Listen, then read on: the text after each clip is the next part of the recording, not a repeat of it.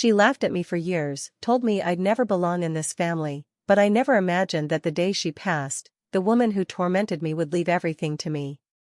Stick with me while I share my story, and if it touches you, don't forget to support our channel by hitting that subscribe button, dropping a like, and sharing it with the people you care about. When I first met Daniel, I thought I had found my safe place. He was sweet, caring, and everything I hoped for in a husband. Marrying him felt like the start of a dream life. But soon, that dream turned into something I could never have imagined. Living with his mother, Margaret Whitman, was like walking through a storm every single day.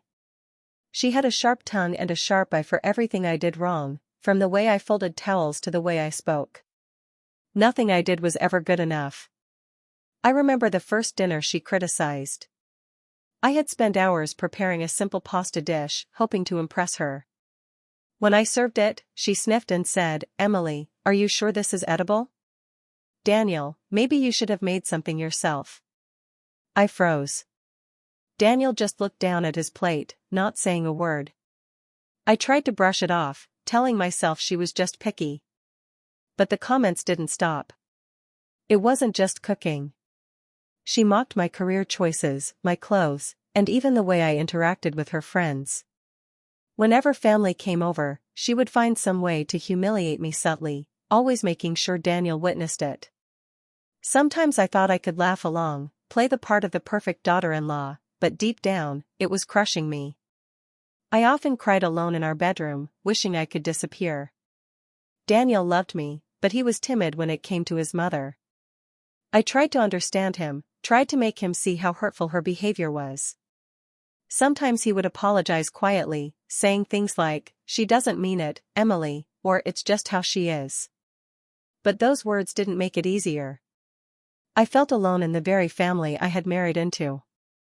Despite the daily torment, I tried to be patient. I reminded myself that Daniel and I had each other.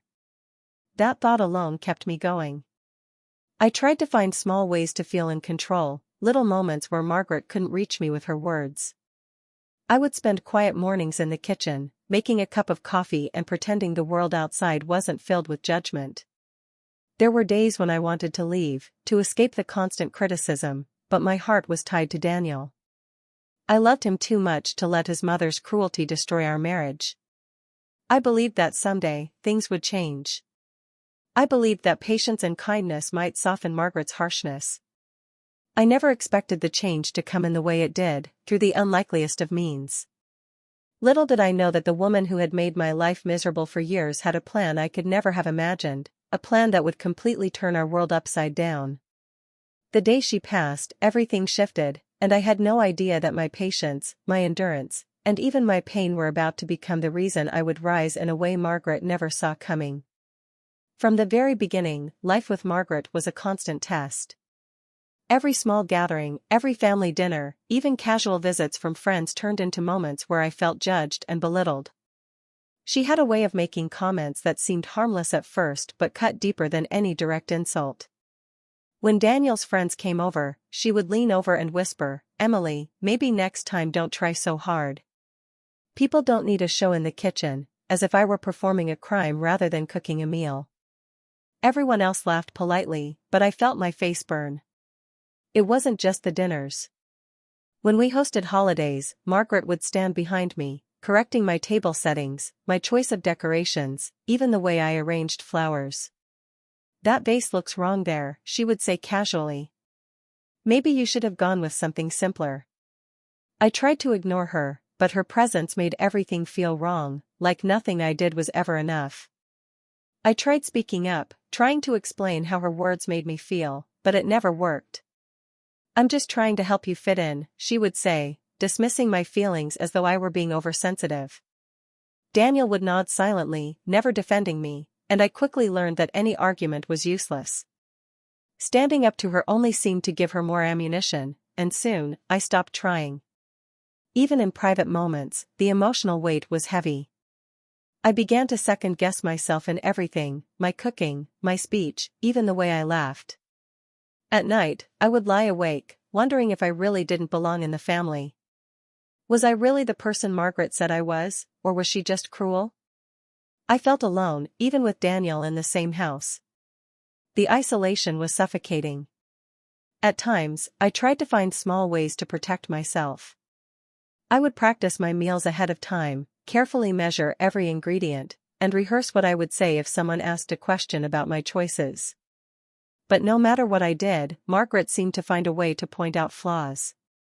It was exhausting, and slowly, the joy I had once felt in cooking and hosting disappeared. The worst part was seeing everyone else believe her. Family members would nod and laugh at her remarks, never realizing how deeply they cut.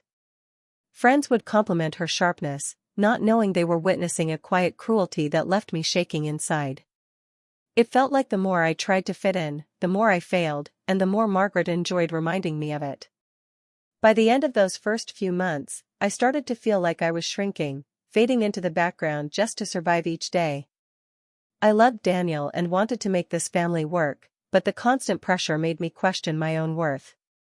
I felt trapped, powerless, and endlessly tired, yet I held on to the hope that someday, maybe, things could be different.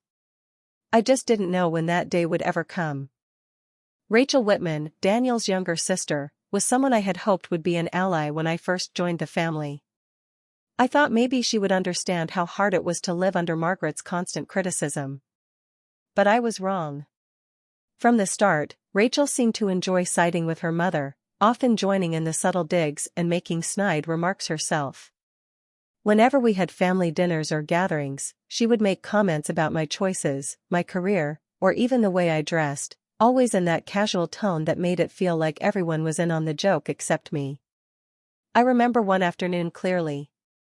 I had shared with Rachel my plans to take a small weekend course to advance my skills at work. I was excited and wanted her support, but instead, she laughed lightly and said, "Are you really going to do that? You already have so much to manage here." I felt a stab in my chest, realizing that she wasn't just teasing. She was echoing her mother, quietly reinforcing that I didn't belong, that my dreams didn't matter. The betrayal cut deeper because Rachel wasn't just repeating Margaret's words. She added her own judgments, twisting situations to make me look incompetent or foolish in front of the family. Sometimes she would casually remind Daniel about things I had done wrong, making it seem like I was careless or incapable. I tried to talk to Daniel about it, but he often brushed it off, saying, "Rachel doesn't mean it like that." That didn't help. I began to feel like I was fighting a losing battle, not just with Margaret, but with the entire family. One evening, I accidentally overheard Margaret and Rachel talking in the living room while I pretended to tidy up the kitchen. I froze as I caught fragments of their conversation. Margaret was saying, "Emily will never truly belong here. She's weak, and she doesn't understand what it takes to run a family like ours." Rachel responded with a soft laugh, adding, "I told you. She's always going to fail if you let her try to fit in." My heart sank. They were discussing my life as if I weren't even there, mocking my ambitions and questioning my worth. I felt invisible, yet painfully exposed. That moment changed something inside me. I realized the cruelty wasn't just from Margaret, it was a family pattern, and I had no one on my side. I felt utterly betrayed. I had joined this family hoping for love and support, but instead, I was met with judgment, ridicule, and rejection from the people who were supposed to be closest to me. After that night, I became more cautious, careful with what I said and did around them. I learned to hide my excitement, to keep my dreams private, and to walk through the house quietly, as if I were just another shadow in their world. It was lonely and painful, but I knew I couldn't let their negativity destroy me completely. I clung to the hope that one day, something would change, though at that moment, I had no idea how or when it would happen. One morning, everything changed. Margaret had a sudden health crisis, a sharp pain in her chest that sent her to the hospital immediately. The house, usually filled with her sharp words and criticisms, was suddenly silent, replaced by fear and uncertainty. Daniel was worried and panicked, and even Rachel seemed shaken for the first time. I felt a strange mix of emotions myself, anger, relief, and a deep sense of responsibility. Despite everything Margaret had done to me, she was still Daniel's mother, and I knew I couldn't turn away. At the hospital, I stayed by her side, helping with the doctors, explaining things to Daniel when he was too upset to focus. When she returned home, I took on her care without hesitation. I prepared her meals carefully, made sure she took her medication on time, and spent hours sitting with her, even when she complained or criticized my every move. She grumbled constantly, sometimes snapping at me for the smallest things, but I remained patient. It wasn't easy. Every word from her reminded me of the years of humiliation, yet I chose to respond with calmness and compassion. Daniel began to notice the difference. He watched as I handled Margaret's needs with patience, as I stayed calm when she was irritable or demanding. He saw a strength in me he hadn't truly acknowledged before. It wasn't the loud, dramatic kind of strength, it was quiet, steady, and unwavering. For the first time, he saw me not as the timid wife trying to survive his mother's tyranny, but as someone capable, resilient, and deeply caring. Even Rachel seemed surprised, though she tried to hide it. She would mutter under her breath when I did something correctly or with grace, and Margaret would occasionally glance at me with a conflicted expression. I realized that my actions were starting to shift how the family viewed me, not in a complete way, but subtly. I wasn't just the woman they mocked anymore, I was someone they had to acknowledge. During those weeks of care, I also discovered something within myself. I found a strength I didn't know I had, the ability to remain composed in the face of cruelty, to act with dignity when treated unfairly, and to continue giving love when it was least expected. Every small act, from making her favorite tea to listening to her complaints, was a test of my patience, and I passed without losing myself. By the time Margaret began to recover, the atmosphere in the house had shifted. Daniel looked at me differently now, with admiration and respect. He began to support my ideas, even small ones, and our connection grew stronger. Margaret, though still critical at times, could no longer dismiss me as weak or incapable. Something had changed. I had proven, through my actions, that my strength and patience were far more powerful than her toxicity, and I could feel that, finally, the balance in the house was starting to tilt, just slightly, but it was enough to give me hope for what was to come.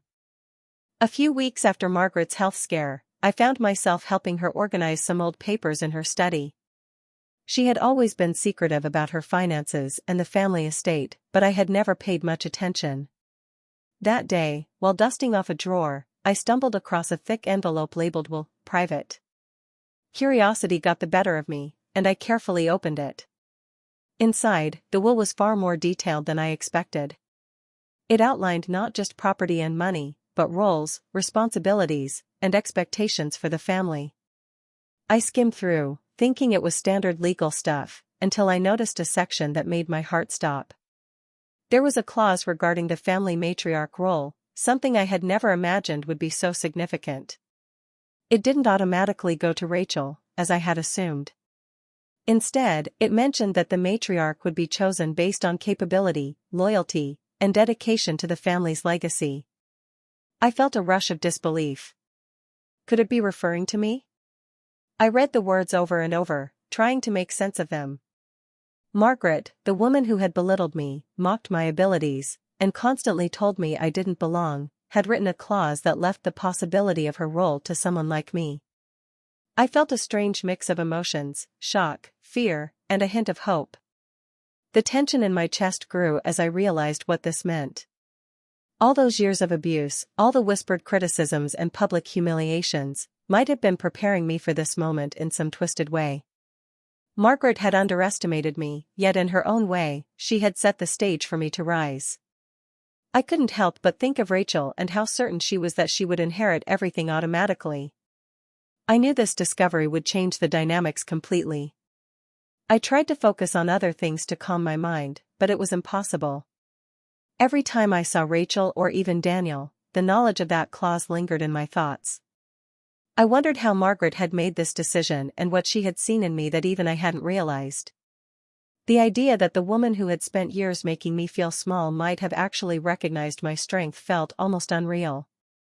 At the same time, I felt a quiet determination growing inside me. If the matriarch role was truly up for consideration, I knew I had to prove myself, not out of revenge, but because I deserved to be treated with respect and fairness. The discovery also made me reflect on my own actions during Margaret's illness. I had shown patience, compassion, and resilience, qualities that now felt like they could shape my future. That night, I sat quietly in our living room, the will open on the coffee table, staring at the words that might change everything. I knew one thing for certain: nothing would ever be the same again, and the family I had once felt powerless in could now be a place where I finally had control. The thought both scared and excited me, and I realized that this secret clause could be the turning point I had been waiting for all along. The moment I realized what Margaret had written in her will, I knew I couldn't keep my feelings bottled up any longer. I needed to confront her, to let her know how deeply her words and actions had hurt me over the years. One afternoon, while she was resting in the living room, I sat down across from her, my hands trembling slightly but my heart steady. "I need to talk to you," I said softly, trying to keep my voice calm. "All these years, the way you treated me, it hurt. You made me feel like I didn't belong, like I was never good enough. I can't keep pretending it didn't affect me." Margaret's eyes narrowed, and for a moment, I thought she might brush me off as usual. But instead, she leaned back and let out a sharp laugh. "Hurt you? Emily, you've always been too sensitive. I was trying to prepare you for this family. You came from a different world, and you never understood what it takes to fit in here." Her words stung, but I pressed on. "No. You didn't prepare me. You humiliated me. You mocked me in front of Daniel, your friends, and even Rachel. All those years of criticism weren't help, they were cruelty." Margaret's face twisted with a mix of anger and something else, something raw. "Cruelty? You think I was cruel? You were spoiled, Emily. You had everything handed to you growing up, and yet you had the nerve to think you could walk into my family and change it. You don't understand the sacrifices we've made, the strength it takes to hold this family together." I could see the bitterness in her eyes, the jealousy she carried for the life I had before coming here. It explained so much: the constant comparisons, the endless criticisms, the need to make me feel small. But I refused to let her words break me. "I don't owe you an apology for being who I am," I said firmly. "I worked hard, I stayed patient, and I showed respect even when you didn't deserve it. I have my own life, my own achievements, and I refuse to let your jealousy and bitterness define me." She stared at me in silence, her mouth opening and closing as if she wanted to argue but couldn't find the words. I could feel the tension in the room, the years of suppressed anger and hurt finally coming to the surface. For the first time, I wasn't shrinking, wasn't apologizing, wasn't pretending. I was standing tall, facing the woman who had made my life so difficult, and refusing to let her control me any longer. That confrontation didn't end with a hug or reconciliation. Margaret remained sharp and defensive, and I left the room knowing she would never fully admit her faults. But for the first time, I felt a sense of liberation. I had spoken my truth, and I had done it without fear.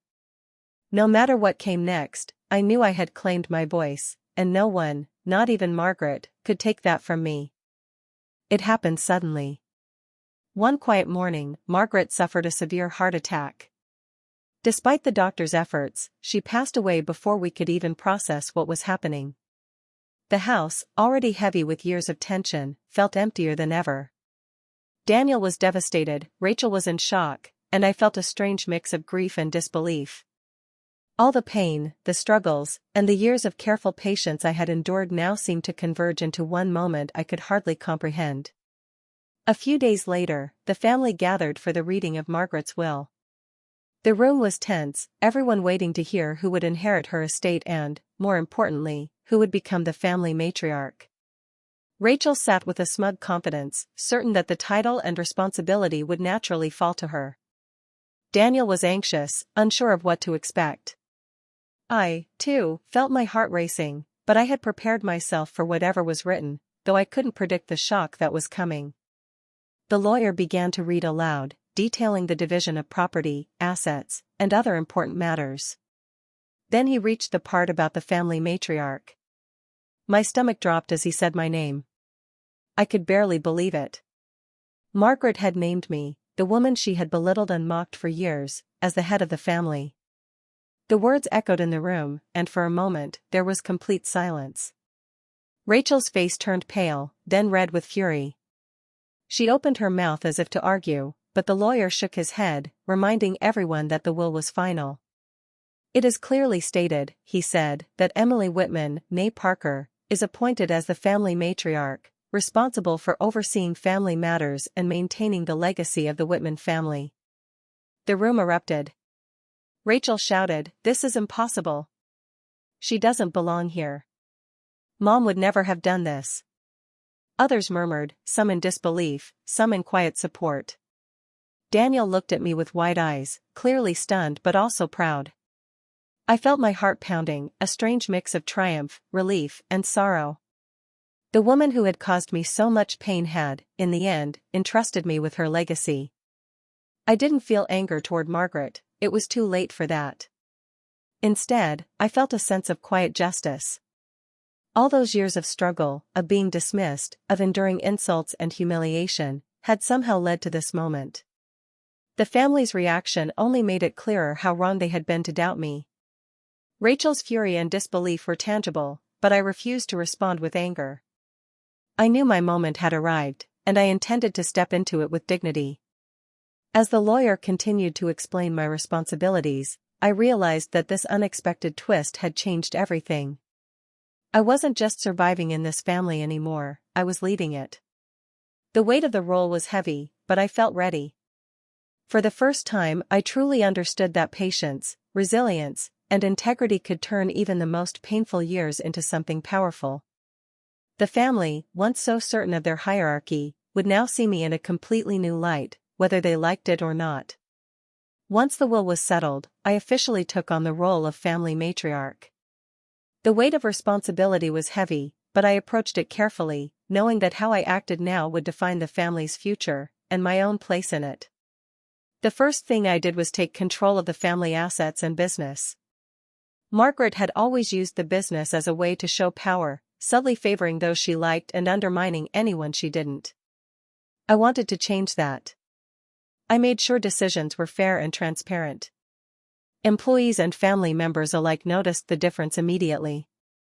I listened to everyone's opinions, considered their ideas, and made choices based on merit rather than favoritism. The business, which had often been tense and divided under Margaret's control, began to run smoothly. People started trusting my judgment, and I felt a quiet satisfaction in knowing that fairness had replaced manipulation. Traditions, which Margaret had often twisted to make herself appear indispensable, were now upheld in a genuine and respectful way. I honored family values without letting them become tools for control. Holidays, ceremonies, and family gatherings were no longer staged to show off power or belittle anyone. Instead, they became opportunities to bring people together. I could see the relief in Daniel's eyes, and even some extended family members seemed to relax under the new leadership. Rachel, of course, was not pleased. She had always believed she would inherit everything effortlessly, and now she was forced to answer to me. I began assigning her responsibilities in the business and household, tasks that seemed simple at first but required careful planning and attention to detail. Almost immediately, it became clear that she struggled. Mistakes piled up, deadlines were missed, and her confidence faltered. I never interfered or corrected her openly, I simply allowed her actions to speak for themselves. It was subtle, but it was satisfying. The family began to see Rachel differently, not as the confident woman she had always presented, but as someone unprepared for the responsibilities she had claimed as her birthright. At the same time, I remained calm, composed, and fair in all my dealings. No one could accuse me of favoritism or cruelty. I was simply doing my job, and my competence shone in contrast to Rachel's repeated failures. Through all of this, I realized that true power didn't come from shouting, mocking, or controlling others. It came from integrity, patience, and smart decision-making. The family's respect for me grew with every fair choice and every tradition upheld properly. Rachel's attempts to challenge me were met with quiet competence, and over time, she had no choice but to acknowledge that I was the rightful matriarch. By the end of the first year, the house felt different. Daniel and I worked as a team, the business was thriving, and the family hierarchy had shifted naturally. The subtle revenge I had enacted wasn't about cruelty, it was about showing the truth. Competence, fairness, and patience had finally replaced cruelty and favoritism, and for the first time, the family saw me not as the timid wife they once dismissed, but as the leader I had always been capable of becoming. As time passed, I realized that the satisfaction I felt wasn't about revenge or proving anyone wrong. It was about dignity and the respect I had earned through patience, resilience, and hard work. Watching the family begin to rely on me, trust my decisions, and treat me as their equal brought a quiet, lasting sense of justice that felt far more powerful than any anger or resentment could. For the first time, I felt truly recognized for who I was, not for what Margaret had told them I should be. Daniel and I grew closer during this period. He began to see me in a new light, not just as his wife, but as his equal and partner. We started making decisions together, both in the business and in the household. I could see the pride in his eyes, the genuine admiration for the strength and wisdom I had shown. Our relationship transformed from one that had been strained by Margaret's influence into one of mutual respect and teamwork. I no longer felt like I had to hide my feelings or hold back my voice. Daniel valued my perspective, and together we built a stronger, more united front. Under my guidance, Margaret's legacy began to change. The family estate, which had once been a source of tension and division, became a place of fairness and stability. Traditions were honored, but without the manipulation and control that had defined Margaret's later years. Family gatherings became genuine celebrations rather than competitions for approval. Employees and relatives alike recognized the difference, and slowly, the family started to trust in the leadership I provided. It was proof that perseverance, patience, and kindness could create lasting change, even in a family that had been ruled by cruelty for so long. Rachel, who had spent years mocking me and undermining my efforts, gradually had to accept the new reality. She could no longer manipulate situations to her advantage, and while she was still bitter at times, the family now looked to me for guidance and decisions. I never treated her harshly. I allowed the natural course of responsibility and accountability to show her place. My goal wasn't to humiliate or punish, but to ensure fairness and stability, which ultimately spoke louder than any words of criticism. Looking back, I realized that all the hardships I had endured prepared me for this moment. The bullying, the betrayals, and the years of feeling powerless had shaped my strength and resilience. I had learned how to act with patience, how to stand firm without anger, and how to earn respect in a way that could not be taken away. The family I had once feared and doubted me now looked to me as their leader, and in that recognition, I found a sense of emotional justice that went far beyond any material inheritance. In the end, it wasn't about defeating Margaret or punishing Rachel. It was about creating a family environment built on respect, fairness, and care. The woman who had tormented me no longer had the power to control the story. Through perseverance and compassion, I had rewritten the family legacy, and in doing so, I finally felt whole, respected, and at peace. Looking back, I can hardly believe the journey I've been through. From the moment I married Daniel, I faced constant humiliation, criticism, and betrayal from the woman who was supposed to welcome me into the family. Margaret's sharp words and endless scrutiny made me doubt myself every day. Rachel's constant undermining only added to the pain, and there were countless nights I cried alone, wondering if I truly belonged. It felt impossible to see a way out, and yet, every struggle became part of the path that led me here. Perseverance became my quiet weapon. I learned to stay patient, to respond with calm instead of anger, and to act with integrity even when I was treated unfairly. I focused on what I could control, my own actions, my compassion, and my strength. Little by little, those choices built a foundation of respect that no one could take away. I discovered that true power doesn't come from dominance or cruelty, but from steadfastness, dignity, and the ability to rise above malice.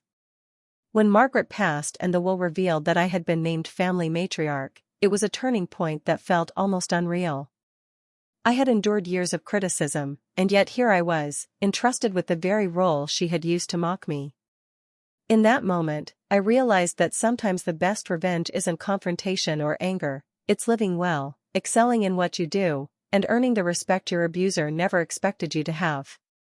Taking on the responsibilities of the family and the business was challenging, but it gave me a sense of purpose and fulfillment I had never felt before.